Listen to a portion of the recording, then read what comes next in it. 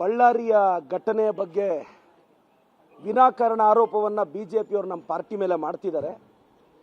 Reddy brothers, Sriramulu ಅವರೇ, republic of ಬಳ್ಳಾರಿಯನ್ನ democracy of Bellary ಮಾಡಿದ್ದು ನಮ್ಮ ಭರತ್ ರೆಡ್ಡಿ, ನಮ್ಮ ನಾಗೇಂದ್ರ ಅಣ್ಣ, ನಮ್ಮ ಸಂತೋಷ್ ಲಾಡ್ ಸಾಹೇಬರು.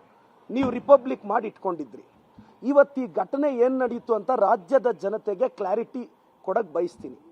ಬಳ್ಳಾರಿಯ SP ರೋಡಲ್ಲಿ ಮಹರ್ಷಿ ವಾಲ್ಮೀಕಿಯ ವಿಗ್ರಹವಾದ ಇನಾಗ್ಯುರೇಷನ್ 3ನೇ ತಾರೀಕಿತ್ತು. ನಗರದಲ್ಲಿ ಎಲ್ಲ ಕಡೆ ವಾಲ್ಮೀಕಿ ಮಹರ್ಷಿಯ ಬ್ಯಾನರ್ಗಳು ಕಟ್ಕೊಂಡು ಬಂದಿದ್ರು.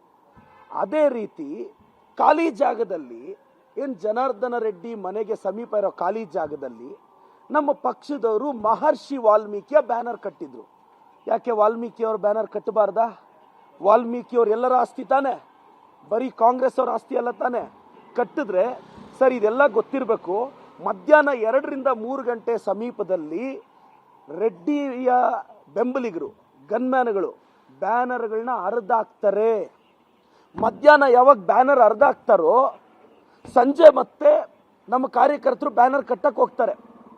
ಕಟ್ಟಕ್ಕೆ ಹೋದಾಗ ಶ್ರೀರಾಮುಲು ಅವರು ಸೇರಿ ಅವರ ಬೆಂಬಲಿಗರು ಬ್ಯಾನರ್ ಹರಿದಾಕಿದಾಗ ಇನ್ಸಿಡೆಂಟ್ ಸ್ಟಾರ್ಟ್ ಆಯಿತು ಅಂತ ಹೇಳ್ತಾರೆ.